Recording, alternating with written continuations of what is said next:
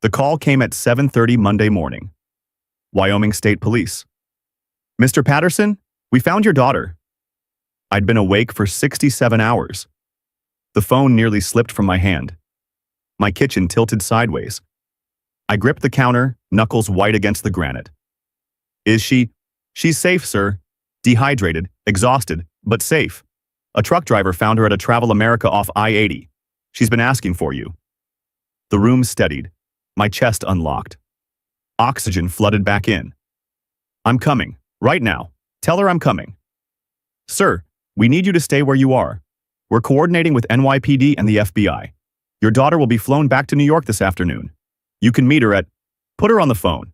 Sir, put her on. Silence. Muffled voices. Then, Daddy? 7 years old.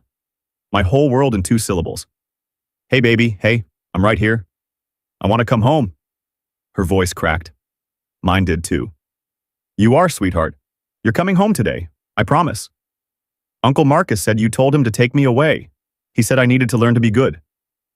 The words hit like a fist to the sternum. The counter cracked under my grip. Not actually. But it should have. Daddy, are you mad at me? No, baby, never. I'm not mad at you. Not even a little bit. Then why did Uncle Marcus... That wasn't true, Lily. None of it was true. Uncle Marcus lied. Silence on her end. Then, barely audible. I want to come home now. You will. Today. I'll be waiting right there when you land. Okay? Okay.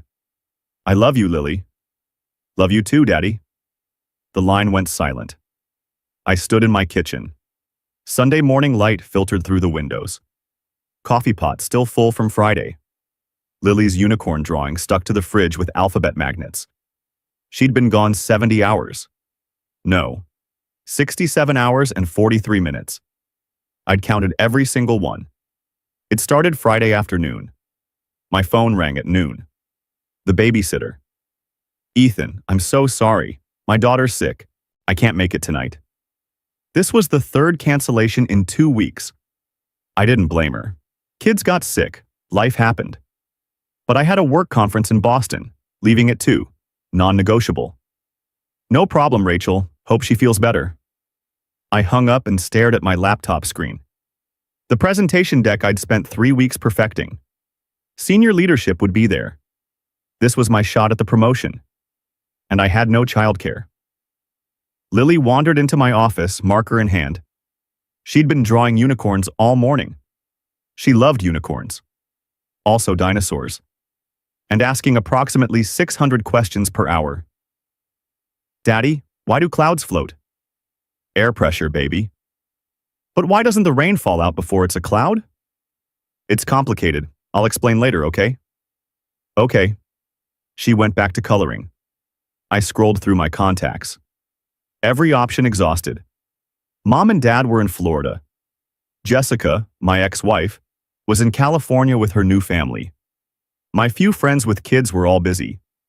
I was about to call my boss and bail on Boston when my phone buzzed. Marcus, my older brother. We'd been close once, before he married Beth, before he had kids, before his entire personality calcified into this authoritarian nightmare of discipline and respect. Hey, Ethan, how's it going? Honestly, not great, stuck in a bind. What's wrong? I explained the situation. Marcus didn't even hesitate. I'll take her. I hesitated. You sure? I know you're busy with Tyler and Emma. It's fine. Actually, perfect timing. I'm taking the kids to Hershey Park this weekend. Lily can come along. They'll have fun. Hershey Park. 2 hours away, safe, public, other kids. The voice in my head whispered, "Don't do this." I ignored it. That would be amazing, Marcus. Thank you. No problem. Family helps family, right? Right? I should have listened to that voice. Marcus arrived at 1:30, his SUV gleaming in the driveway. Tyler and Emma strapped in the back, both staring at their phones. Neither looked up. Marcus knocked. I opened the door. He smiled that tight smile he always wore now. Ready? Almost. Let me grab Lily's bag. I'd packed everything. Clothes, toothbrush, Emergency contact card with my cell number laminated in plastic. Lily bounced into the hallway, backpack on, unicorn shirt bright against her jeans. Hi, Uncle Marcus. Hey, kiddo. Ready for an adventure? Yeah, Daddy said there's roller coasters. Sure are, big ones. I knelt down, eye level with my daughter. Be good, okay? Listen to Uncle Marcus. I'll call you tonight. Okay, Daddy. She hugged me, tight. I held on maybe a second too long. When I let go, Marcus was already heading to the SUV. Lily followed, skipping. She climbed into the back seat next to Emma, buckled herself in. I stood in the doorway. Marcus started the engine, rolled down his window. Don't worry, I've got this. Something in his voice. Hard to place. Almost satisfied? Call me when you get there. Will do. The SUV pulled out. Lily waved through the back window. I waved back. She looked so small in that big vehicle. I watched until they turned the corner and disappeared. Then I grabbed my suitcase and left for Boston. The voice in my head was still whispering. I really should have listened. The conference started at 7 Friday night. Cocktail reception. Networking. I smiled. Shook hands. Made small talk. My phone stayed in my pocket. Silent. By 8:30, I stepped outside. Called Marcus. Straight to voicemail. Hey, just checking in. Let me know when you guys make it to Hershey. Thanks. I called Lily's phone. The kid's safe one I'd given her for emergencies. Voicemail. Probably drained battery. She forgot to charge it constantly. I went back inside, tried to focus on the presentations. But that voice kept whispering. Saturday morning. 8 a.m. Still no call from Marcus. I tried again. Voicemail. Both phones. I texted, Marcus, call me. Want to make sure Lily's okay. No response. 9 a.m., 10 a.m., 11 a.m. Nothing. By noon, my hands were shaking. I walked out of the conference, found a quiet corner, tried Marcus again. This time, he answered. Hey. Relief crashed through me like a wave. Jesus, Marcus, you scared me. Why haven't you called? Been busy. You know how it is with kids. His voice was flat, almost casual. Is Lily okay? She's fine. Can I talk to her? She's busy right now, riding roller coasters. Something in his tone. Off. Marcus, put her on the phone. Like I said, she's busy. I'll have her call you later. Marcus. He hung up. I stared at my phone. The voice in my head wasn't whispering anymore. It was screaming. I called Beth, Marcus's wife. No answer. I tried their home number. Nothing. I opened Find My Phone. Lily's device location loaded. Last seen, Friday, 3:47 p.m. Location, I-80 West, Pennsylvania. I zoomed out. They weren't going to Hershey Park. They were driving west. My vision narrowed. Sound went distant. I booked the next flight home, left the conference, drove to the airport, didn't care about the promotion anymore. I landed at JFK Saturday evening, drove straight to the police station. The officer behind the desk looked skeptical. Your brother took your daughter? Yes. And you gave him permission? For a trip to Hershey Park, not whatever this is. Has he contacted you? Once, refused to let me talk to her. The officer leaned back in his chair. Mr. Patterson, this sounds like a family matter. Maybe a miscommunication. He drove west on I-80, away from Hershey Park, away from home. I haven't heard from my daughter in over 24 hours. The officer's expression shifted. Slightly. I'll file a report. But unless there's evidence of danger, she's 7 years old, with someone who won't answer his phone. That's not enough evidence? I'll escalate this. Sit tight. I sat. For 3 hours. At 10 p.m., a woman in a dark suit walked into the station. FBI badge clipped to her belt. Detective Sarah Morgan. She sat across from me. Direct eye contact. No preamble. Tell me everything. I did. When I finished, she nodded once. We'll find her. How long? Hours, maybe less. Your brother's phone pinged a tower in Nebraska this morning. We're tracking his credit cards. If he uses one, we'll know. And if he doesn't? Then we wait. But Mr. Patterson, she leaned forward. Men who take children across state lines leave trails. He's not a criminal mastermind. He's an angry brother making bad decisions. We'll find her. I wanted to believe her. Sunday crawled past, every minute an eternity. Detective Morgan called at noon. Credit card hit. Gas station in western Nebraska. 6 a.m. this morning. Is she with him? Security footage shows a man matching your brother's description. No children visible in the vehicle. My stomach dropped. What does that mean? Could mean they were sleeping in the back, or he sent them inside. We're pulling more footage. Or it means she's not with him anymore. Silence on her end. We're working every angle, Mr. Patterson. The call ended. I sat in my living room. Lily's unicorn drawing still on the fridge. Her stuffed pony on the couch where she'd left it. My phone buzzed. Marcus. I answered before the second ring. Where is she? His voice came back calm. Too calm. Relax. Don't tell me to relax. Where is my daughter? She's learning a lesson. The world stopped. What? A lesson. About respect. About consequences. Things you're too weak to teach her. My vision went red. My hand clenched around the phone so hard I heard the case crack. You're not her father. Someone has to step up. You're too soft. She talked back at Thanksgiving. She asked a question. And you let her. No discipline. No boundaries. She's 7 and already disrespectful. What's she going to be like at 16? I couldn't breathe. Couldn't think past the roaring in my ears. Bring her home. Now. Maybe in a few days, maybe a week. Depends on her attitude. I will destroy you for this. He laughed. You're being dramatic. She's fine. A little uncomfortable, sure. But that's the point. She'll thank me later. You will too. Marcus, I swear to God. Gotta go. We'll talk soon. The line went silent. I called Detective Morgan, played her the recording I'd made of the call. She didn't say anything for 5 seconds. Then, federal kidnapping charges. We're bringing him in. Don't worry, Mr. Patterson. This just became very simple. Monday morning, 7:30 a.m. The call came. Wyoming State Police. We found your daughter. And now I was standing in my kitchen. Lily's voice still echoing in my head. Uncle Marcus said you told him to take me away. He'd told her I wanted this, that I'd sent her away, that she wasn't good enough. My 7-year-old daughter thought I'd abandoned her at a gas station 2,000 miles from home. The rage was back, but colder now. Detective Morgan called at 8. Your daughter's being flown to JFK, lands at 2 p.m. I'll meet you there. And Marcus? Arrested an hour ago, pulled over outside Scranton. He was coming home like nothing happened.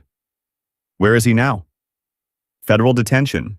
Arraignment tomorrow morning. How far do you want to take this, Mr. Patterson? I looked at Lily's drawing. The unicorns. The rainbows. 2 stick figures labeled me and Daddy. As far as the law allows, federal kidnapping carries 5 to 10 years. State charges for custodial interference and child endangerment add another 2 to 4. We can also pursue civil damages. Make it happen. Understood. See you at the airport. I hung up, walked to the fridge, took down Lily's unicorn drawing, folded it carefully, put it in my pocket. Then I drove to the airport to bring my daughter home. JFK Arrivals Terminal. 2 p.m. Monday. I stood behind the security line, watching passengers stream through the doors. Business travelers. Families. College students. None of them were Lily. Detective Morgan stood beside me. A thermos of coffee in her hand she hadn't touched once. Then I saw her. Small. Wrapped in an oversized Wyoming State Police jacket. Holding the hand of a female officer. Our eyes met. She dropped the officer's hand and ran. I caught her, dropped to my knees. She hit me like a freight train. Daddy. She was shaking. I was too. I've got you. You're safe now. I've got you. She buried her face in my shoulder. I felt her tears soak through my shirt. The officer approached, handed me a manila folder. Medical report. She was dehydrated, exhausted, minor bruising on her wrists from the seatbelt. Otherwise physically okay. Otherwise. The word hung in the air like smoke. Thank you. Detective Morgan stepped forward, knelt beside us. Lily, my name is Sarah. I'm a police detective. Is it okay if I ask you some questions? Lily looked at me. I nodded. It's okay, baby. Just tell her what happened. We sat in a private room at the airport, Lily on my lap, Detective Morgan across from us, recording device on the table. Lily, can you tell me what happened on Friday? Lily's hands twisted together. I held them. Uncle Marcus picked me up. He said we were going to Hershey Park. Did you go to Hershey Park? No, we drove for a really long time. I asked where we were going. He said it was a surprise. How long did you drive? Forever. I fell asleep. When I woke up, it was dark. We were still driving. Did you stop anywhere? Once, for food. McDonald's. Uncle Marcus got me nuggets, but I wasn't hungry. Why weren't you hungry? My tummy hurt. I wanted to go home. Did you tell Uncle Marcus that? Yeah. He said I couldn't go home yet. Why not? He said Daddy told him to take me away, to teach me to be good. My chest tightened. Detective Morgan's expression didn't change. Did you believe him? Lily looked up at me, eyes red. I didn't want to. But why else would Uncle Marcus take me so far away? I pulled her closer. Detective Morgan continued. What happened after McDonald's? We drove more. Tyler and Emma were quiet. They looked scared too. Uncle Marcus kept saying we were going on an adventure, but nobody was happy. When did you stop driving? The next day, Saturday. We stopped at a gas station. Uncle Marcus said he needed to use the bathroom. He told me to wait in the car, but I didn't listen to him and leave when reached the toilet. How long did you wait? A long time. Tyler and Emma fell asleep. I waited and waited. Then a man knocked on the window at this gas station. He asked if I was okay. Do you remember his name? Mike. He had a truck, a really big one. What happened then? I started crying. I told him I wanted my daddy. Mike took me inside. A lady named Sandra gave me hot chocolate, and then she called the police. Detective Morgan nodded, turned off the recorder. Thank you, Lily. You were very brave. Lily didn't respond, just held on to me tighter. That night, I put Lily to bed in her own room, her stuffed pony tucked under her arm, nightlight on, door open. Daddy? Yeah, baby. I'm sorry I was bad. My heart shattered. You weren't bad, Lily. Not even a little bit. Then why did Uncle Marcus? Uncle Marcus was wrong about everything. You didn't do anything wrong.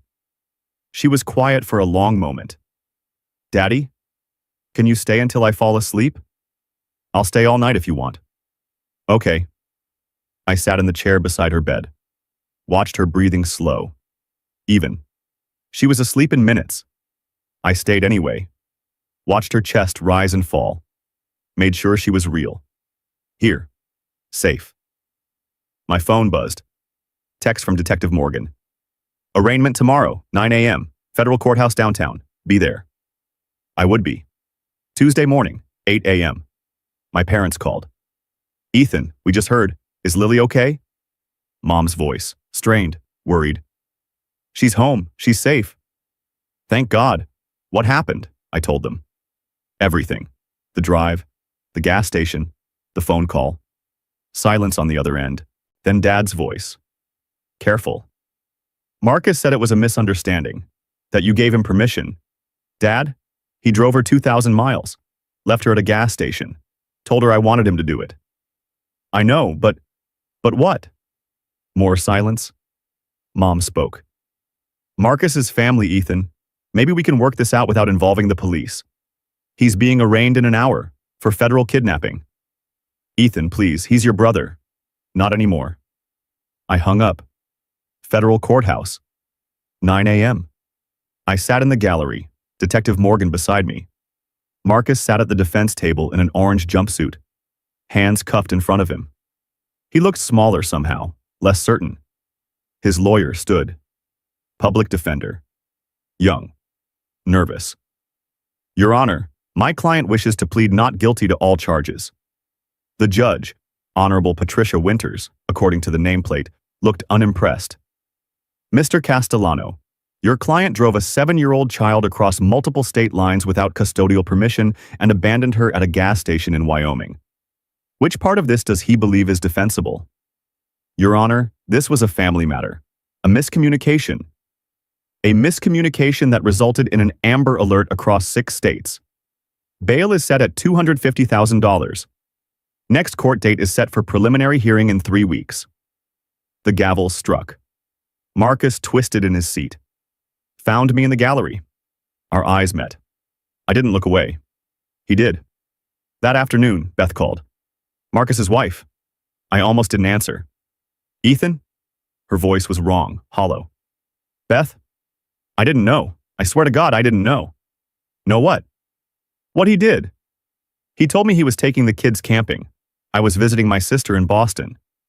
I didn't know until the police showed up at our door Monday morning. I believed her. Beth had always been kind, gentle, the opposite of Marcus. Where are Tyler and Emma? With me, at my sister's. They're terrified, Ethan. They keep asking why Daddy took Lily away. I don't know what to tell them. Tell them the truth. The truth is their father is a monster. How do I tell them that? I didn't have an answer. I'm filing for divorce, she continued. Full custody. I can't let them grow up thinking what he did was okay. Good. Ethan, I'm so sorry. If I'd known... I know, Beth. It's not your fault. She started crying. I let her. When she finally spoke again, her voice was steel. I'll testify. Whatever you need. I'll tell them everything. Everything? Tyler's anxiety, Emma's nightmares, how they flinch when Marcus raises his voice, how he thinks fear and respect are the same thing. All of it. Thank you. She hung up. Wednesday afternoon. Detective Morgan visited with a box of files. Evidence, she said. Thought you should see what we're working with. She spread photos across my kitchen table. Security footage stills. Marcus's SUV at the gas station. Timestamp. Sunday 6:47 a.m. GPS data. His phone's location history. A line across the country, New York, Pennsylvania, Ohio, Indiana, Illinois, Iowa, Nebraska, Wyoming, credit card statements, gas, food, nothing in Hershey, Pennsylvania. Everything heading west. Text messages between Marcus and Beth. Friday morning. Marcus. Taking the kids to Hershey for the weekend. Beth. Have fun. Send pics. Marcus. Will do. No pictures were ever sent. Ring doorbell footage from my house. Marcus arriving. Audio included. His voice barely audible. Time to teach this kid some respect. My hands shook. Detective Morgan pulled out another file. Thicker. Medical evaluation. Lily's physical condition when she was found. I opened it. Dehydration, moderate.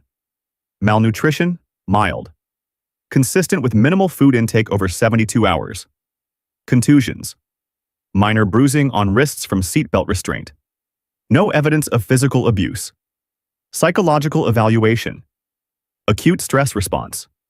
Symptoms consistent with trauma. Recommended ongoing therapy. I closed the file. This is enough? More than enough. Federal kidnapping. Custodial interference, child endangerment. We're building a case that's airtight. Good. There's something else. She pulled out her phone, played a recording. Mike Rodriguez, the truck driver, his witness statement. I was filling up my rig when I saw the kid in the gas station. She was alone, had been for at least 30 minutes by then. When I knocked on the window, she started crying. Said her uncle told her to wait, that her daddy didn't want her anymore. No 7-year-old should ever think that. The recording ended. Detective Morgan looked at me. You want my honest opinion? Marcus is going to prison. The question is for how long? What are my options? Minimum? Federal kidnapping carries 5 years mandatory, with state charges stacked? Could be 8, maybe 10 with aggravating factors. What are aggravating factors? Crossing multiple state lines, abandonment of a minor in a remote location, psychological harm, all of which we can prove. And civil damages? Separate case. But with this evidence, you'd win. Therapy costs for Lily, emotional distress, lost wages from missing work. Could be 6 figures, maybe 7. 7 figures. I thought about Lily upstairs, refusing to sleep with the door closed, waking up screaming from nightmares, flinching every time she heard a car engine. File everything. Detective Morgan nodded, started packing up the files. One more thing, she said. Your parents called the station, said they wanted to talk to Marcus, visit him. And? We told them that's their choice, but they should know he's not claiming innocence. He's claiming he was helping. Helping? His exact words in interrogation. Someone had to teach her. Ethan was too soft. I said nothing. Detective Morgan stood to leave, paused at the door. Mr. Patterson, I have 3 kids. If someone did this to any of them? She looked me in the eye. I'd want to know the person responsible never walks free again. You're doing the right thing. She left. I sat at the kitchen table, surrounded by evidence of my brother's crime. My phone rang. Mom. Ethan, your father and I went to see Marcus. I know. He told us what happened, from his perspective. And? A long pause. We need you to send us the police reports, the evidence, everything. Why? Because Marcus is our son, and we need to know the truth. I sent them everything, all of it. My phone rang 2 hours later. Mom, crying. Oh my God, Ethan, oh my God. I waited. We didn't know. We thought, Marcus said it was a misunderstanding, that Lily was fine, that you were overreacting, but this, yeah. The audio, the GPS, Jesus Christ, he left her at a gas station. Yes? Dad's voice came on, shaking. Ethan, we're so sorry. We should have believed you. We should have. It's done. What do you need from us? Honestly, nothing. Please, let us help. I thought about it, about Lily, about the trial. If you want to help, tell the truth. When this goes to court, tell them what you told me today, that you believed Marcus, that you defended him, and then tell them what you found in those files. Silence. Then Mom's voice, quiet but firm. We will. We'll testify. Against him if we have to. Thank you. 3 weeks later. Preliminary hearing.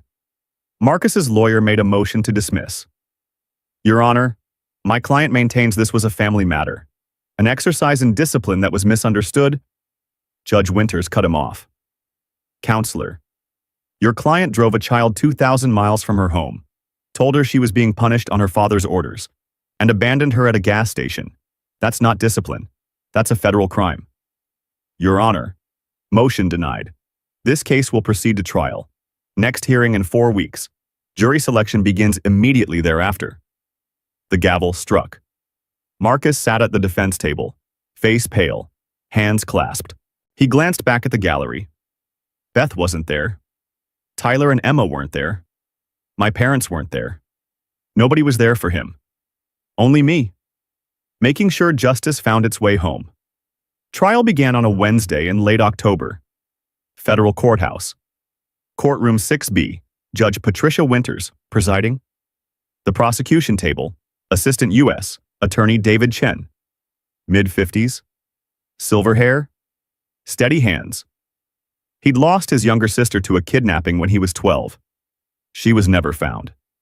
He took this case personally. The defense table, Marcus's lawyer. Still young, still nervous, still in over his head. Marcus sat beside him.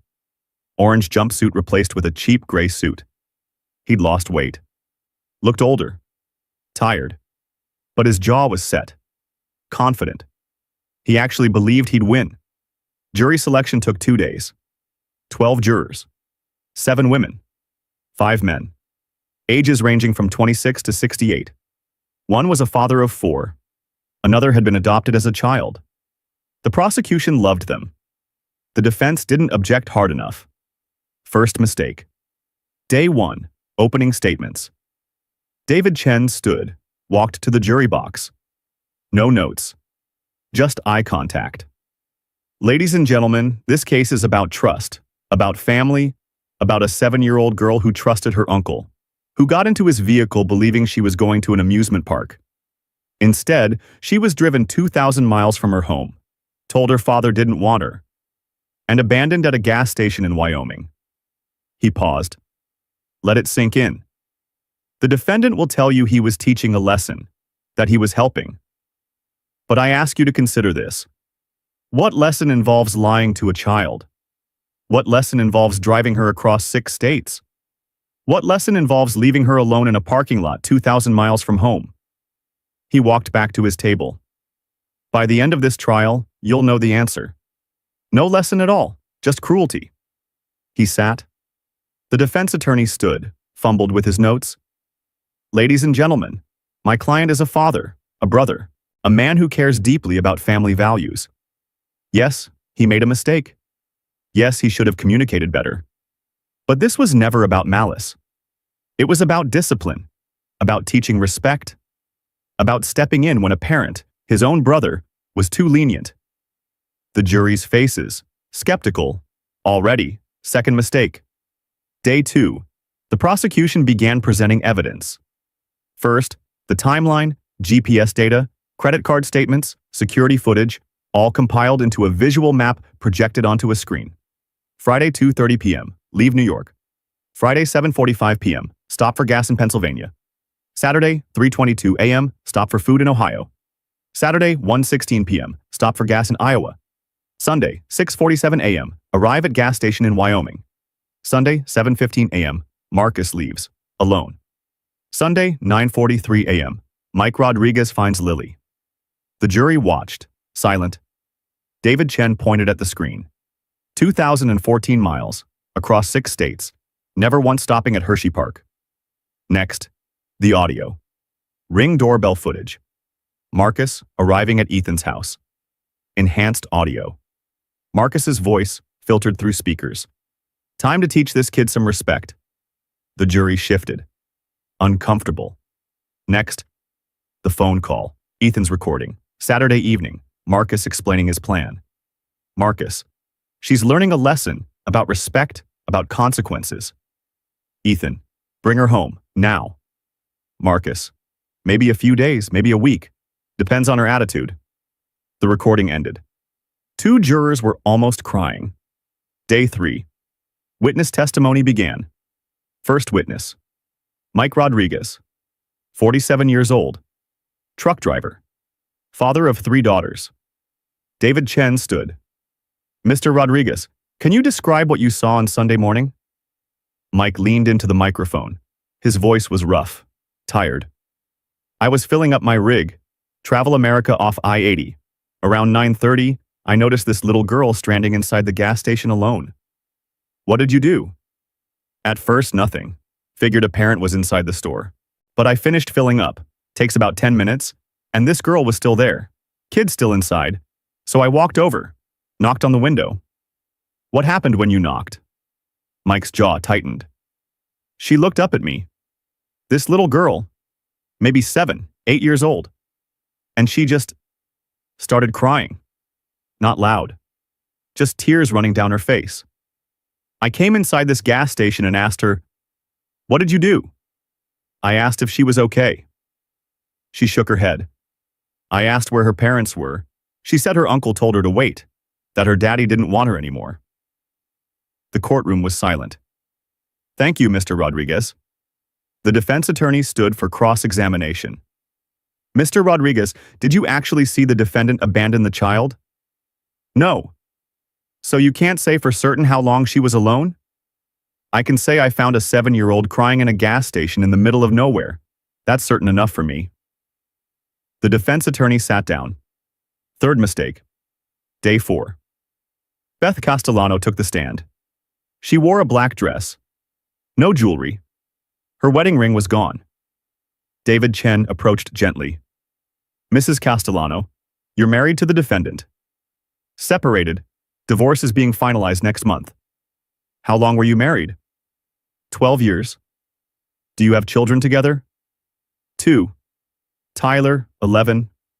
Emma, 9. Mrs. Castellano, can you describe your husband's parenting style? Beth's hands twisted in her lap. Strict, very strict. He believed in discipline, obedience, respect through fear. Can you give an example? Tyler has anxiety. Started when he was 8. He's afraid of making mistakes, afraid of disappointing his father. We've had him in therapy for 2 years. And Emma? Beth's voice cracked. Emma flinches when someone raises their voice, when a door slams. She's 9 years old and she's terrified of her own father. Mrs. Castellano, did you know your husband planned to take Lily to Wyoming? No. He told me he was taking the kids to Hershey Park. I was visiting my sister in Boston. I didn't know until the police showed up Monday morning. How did you feel when you learned what he'd done? Beth looked directly at Marcus. He wouldn't meet her eyes. Horrified, disgusted, and relieved I was getting my children away from him. David Chen nodded. No further questions. The defense attorney declined to cross-examine. 4th mistake. Day 5. Ethan's parents took the stand. Robert Patterson, 64, retired engineer. Linda Patterson, 62, former schoolteacher. David Chen called Robert first. Mr. Patterson, Marcus is your son? Yes. And when you first learned what happened, what was your reaction? Robert shifted uncomfortably. I defended him. Told Ethan it must have been a misunderstanding, that Marcus wouldn't hurt Lily. Why did you defend him? Because he's my son. Because I wanted to believe the best, and I couldn't imagine someone I raised doing something like this. When did your perspective change? When Ethan sent me the evidence, the GPS data, the audio recordings, the medical reports. I saw what Marcus did, and I realized I didn't know my son at all.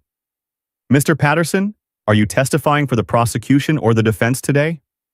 Robert looked at Marcus, then at the jury. For the prosecution. What Marcus did was unforgivable. I'm here to say that as his father. The defense attorney asked no questions. Linda Patterson's testimony was similar. But when David Chen asked why she was testifying, she looked directly at Marcus. Because my granddaughter had nightmares for 3 months. Because she was afraid we'd send her away too. Because Marcus needs to face what he's done. And because I'm choosing Lily over him. She didn't cry. Her voice never wavered. Marcus's face went pale. Day 6. The defense's turn. They called 2 witnesses. First, a child psychologist who argued that discipline was important in child development. David Chen destroyed them on cross-examination. Doctor, does your definition of discipline include driving a child 2,000 miles and abandoning them? Well, no, but does it include lying to the child about their parents' wishes? Of course not. Then how is your testimony relevant? It wasn't. Second witness. Marcus himself. 5th mistake. Marcus took the stand. Confident. Composed. His lawyer asked the questions. Mr. Castellano, why did you take Lily? To help her, to teach her respect. My brother is a good man, but he's too soft, too permissive. Lily was becoming entitled, disrespectful. Someone needed to step in. Why didn't you communicate with your brother? He wouldn't have understood. He would have said no. But I knew what needed to be done. Did you intend to harm Lily? Of course not. I love that kid. This was for her own good. The defense rested. David Chen stood for cross-examination. And this is where everything fell apart for Marcus. Mr. Castellano, you said you love Lily? Yes. Is that why you told her father didn't want her anymore? Marcus faltered. I wanted her to understand consequences. Consequences for what? What did she do that warranted being driven 2,000 miles from home? She talked back, at Thanksgiving. She questioned my authority. She asked a question at dinner. Is that correct? She was disrespectful. What was the question? Silence. Mr. Castellano, what did Lily ask that justified this response? She asked why my kids needed permission to leave the table. The jury stared. David Chen let it hang. A 7-year-old asked why children need permission, and your response was to kidnap her? I didn't kidnap. You took her across state lines without permission, lied to her, abandoned her. What would you call it? I was teaching what? Fear? Your own children are afraid of you. Tyler has anxiety. Emma flinches when you raise your voice. Your wife is divorcing you. Your parents are testifying against you. What exactly did you teach anyone? Marcus's composure cracked. I did everything right. I was the good son. I followed every rule. And Ethan got all the love, all the attention, even though he was soft, even though he stopped. Realizing what he'd said, David Chen's voice went quiet. This was never about Lily, was it? This was about your brother. Marcus said nothing. Your Honor, no further questions. Marcus sat in the witness box, face pale, hands shaking. He'd just confessed his motive in open court. The jealousy, the resentment, the need for control, all of it. Day 7. Closing arguments. The defense attorney tried. He really did. Ladies and gentlemen, my client made mistakes. But intention matters. He never meant to hurt anyone. He believed he was helping. But the jury wasn't listening. David Chen's closing was simple. Marcus Castellano drove a 7-year-old child 2,000 miles, told her she was being punished, left her at a gas station. Why?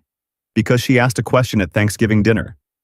Because his brother got more attention as a child. Because he confused fear with respect. He walked to the jury box. You've heard the evidence. You've seen the GPS data. You've heard the recording. You've seen the medical reports. You've heard from the truck driver who found her crying, from the mother who's divorcing him, from the parents who chose their granddaughter over their son. He paused. And you've heard Marcus Castellano admit, in his own words, that this was never about teaching. It was about jealousy, about control, about revenge. The law is clear. He's guilty, and it's your job to say so. He sat. The jury deliberated for 7 hours. I sat in the hallway. Detective Morgan beside me, Beth on the other bench. My parents in the corner. None of us spoke. At 6 p.m., the bailiff emerged. We have a verdict. We filed back into the courtroom. Marcus was already seated. Face pale. Hands clasped. His lawyer looked like he was going to be sick. Judge Winters addressed the jury. Has the jury reached a verdict? The foreperson stood. A father of 4, mid-40s. We have, Your Honor. On the charge of kidnapping across state lines, how do you find? Guilty. On the charge of custodial interference? Guilty. On the charge of child endangerment? Guilty. Marcus's face went white. His lawyer put a hand on his shoulder. Beth looked away. My parents held each other. I exhaled for what felt like the first time in weeks. Judge Winters struck her gavel. Sentencing will be held in 2 weeks. The defendant will remain in custody. Court is adjourned. Sentencing hearing? 2 weeks later. Judge Winters looked down from the bench. Marcus stood before her. Orange jumpsuit. Hands cuffed. Mr. Castellano, you've been found guilty on all charges. Before I deliver your sentence, does anyone wish to make a victim impact statement? David Chen nodded. The prosecution calls Ethan Patterson. I stood, walked to the podium, unfolded the paper I'd written the night before. My hands shook. I started reading. Your Honor, 3 months ago, my daughter was 7 years old, happy and curious. She drew unicorns, asked questions, trusted her family. I looked up, met Marcus's eyes. Today, she's still 7, but she wakes up screaming, has nightmares about being abandoned. Asks if I'm going to send her away. Therapy twice a week. Will be for years. My voice cracked. I steadied it. Marcus Castellano told her I didn't want her, that I'd asked him to take her away. She believed him. My 7-year-old daughter believed her father wanted to abandon her. Do you know what that does to a child? Judge Winters said nothing, just listened. He says he was teaching respect, but all he taught was fear. Fear of family, fear of trust, fear that love is conditional. That's not a lesson, that's trauma. I folded the paper. Your Honor, I'm not asking for revenge. I'm asking for justice, for Lily, for every child who should never have to question if their parent wants them, for every family that should never have to endure this. I sat down. Marcus's lawyer stood. Your Honor, my client is remorseful. Judge Winters held up a hand. Counselor, your client showed no remorse in his testimony. He showed jealousy, resentment, a complete failure to understand the harm he caused. She turned to Marcus. Mr. Castellano, you drove a child 2,000 miles, lied to her, abandoned her, all because she asked a question at dinner. All because you resented your brother. She paused. The federal sentencing guidelines for kidnapping across state lines carry a minimum of 5 years. Given the aggravating factors, crossing multiple state lines, abandonment of a minor, psychological harm, I'm sentencing you to 8 years in federal prison. No parole. To be followed by 3 years supervised release. She struck her gavel. Additionally, the civil judgment for damages is upheld. $850,000 to be paid to Ethan Patterson for therapy costs, emotional distress, and lost wages. Marcus's face went white. His lawyer steadied him. Judge Winters continued. Mr. Castellano, you are not a victim here. You are a perpetrator, and you will serve every day of this sentence understanding that you earned it. Court is adjourned. 2 marshals approached, took Marcus by the arms, led him toward the door. He looked back once. At me. I didn't look away. Neither did he. Then he was gone. 6 months later. Lily's nightmares came less frequently now. Once a week instead of every night. She still slept with her door open. Still needed the nightlight. Still woke up sometimes asking if I was still there. But she smiled more. Laughed more. Started drawing again. Not unicorns. Trees. Strong trees with deep roots. Her therapist said it was progress. Symbolic. She was rebuilding her sense of safety. Of permanence. I believed it. Beth called once a month. Updates on Tyler and Emma. Tyler's anxiety was improving. Therapy helped. Having Marcus gone helped more. Emma didn't flinch as much anymore. Started speaking up. Started feeling safe. Beth had full custody. The divorce finalized 3 months after sentencing. Marcus called her from prison once. She didn't answer. Neither did Tyler or Emma. They were building a new life. One without fear. 1 year later. Spring arrived. Warm afternoons. Blue skies. Lily and I stood in the backyard. A small sapling between us. A red maple. Roots wrapped in burlap. What kind of tree is it, Daddy? A strength tree. What's that? A tree that grows even after storms, even after hard times, gets stronger because of them. She thought about this, then nodded. Like us? Yeah, baby, like us. We planted it together, dug the hole, placed the roots, filled it in, watered it. Lily stepped back, admired our work. Will it get really big? Someday, takes time, but it'll grow. Good. I like that it'll be here forever. Forever. The word she used to be afraid of. Now she said it with hope. That evening, Lily drew at the kitchen table. Her colored pencils spread out like a rainbow. I made dinner, watched her work. When she finished, she held it up. Look, Daddy. A picture. 2 stick figures. One tall, one small, both smiling. Standing under a tree. No one else in the picture, just us. It's beautiful, baby. I'm putting it on the fridge. She did. Used alphabet magnets to hang it. Right where her unicorn drawing used to be. I stared at it. The old drawing, the one with unicorns and rainbows, was in my wallet. Folded and creased. A reminder of before. This new one? This was after. And it was stronger. My phone buzzed. Unknown number. I almost didn't answer. But I did. This is a collect call from Marcus Castellano, an inmate at... I hung up. Lily looked up from her drawing. Who was that? Nobody important. Okay. She went back to coloring. I watched her. 7 years old, still healing. Marcus had tried to teach her something. He'd failed. But she learned anyway.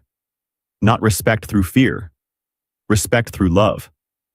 She learned that some bridges burn, some rebuild, and some were never strong enough to begin with. The difference between love and control, between discipline and cruelty, between fear and safety. Marcus taught her something after all, just not what he'd intended. 2 years after sentencing, I got a letter. From Marcus. Forwarded through his lawyer. I almost threw it away. But curiosity won. I opened it. The handwriting was different. Smaller. Less certain. Ethan, I know you won't forgive me. I don't expect you to. But I need you to know I was wrong. Everything I did. Everything I believed. Wrong. Prison gives you time to think. Too much time. I've thought about Lily every day. About what I put her through. What I put you through. I told myself I was helping. That I was teaching. That I knew better. I didn't know anything. Tyler doesn't write. Emma doesn't write. Beth blocked my calls. I have no one. And I earned it. I'm not asking for forgiveness. I'm not asking for anything. I just needed you to know. I'm sorry. Marcus. I read it twice. Then I put it in a drawer. Just to acknowledge. He was sorry. It didn't change anything. But he was sorry. That afternoon, Lily and I sat under the maple tree. It was taller now, stronger. Leaves full and green. She leaned against me. Daddy? Yeah? Do you think Uncle Marcus is okay? I considered lying, protecting her. But she deserved truth. I don't know, baby, but it's not your job to worry about him. I know, I just wondered. Why? Because I forgive him. The words hit me like a truck. You do? Yeah. Not because he deserves it, but because I don't want to be angry anymore. Being angry makes my tummy hurt. 7 years old, and she understood forgiveness better than most adults.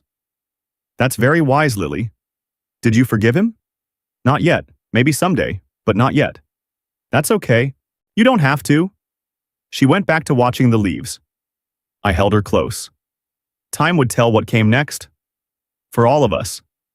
But right now, we sat under a strength tree. Together. Safe. Home. And that was enough.